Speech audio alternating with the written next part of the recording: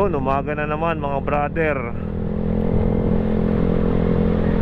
Napapansin nyo naman yung bike lane dito na may ilaw dito sa may bahagi ng Santa Rita. Halos itong ang bike lane na ito ay umabot na ng Batangas City papunta dito sa may dulong barangay ng papuntang San Pascual, kundi ang barangay Santa Rita. Kaya safe na safe tayong gumamit nito sa gabi. Basta't gagamitin lang natin ang ating mga safety light na ginagamit sa mga bike.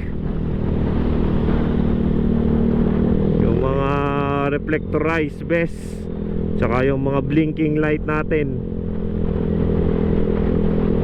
para hindi naman tayo makapurwisyo ng ibang tao at alam na nagbabike tayo dito sa kahabaan ng karsada kahit 10 oras ng gabi.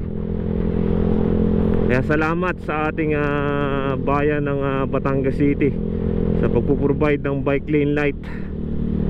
Ang medyo di ayos nga lang ay yung mga karsada, minsan may mga nakaparada, kaya hindi rin masyadong magamit yung daan.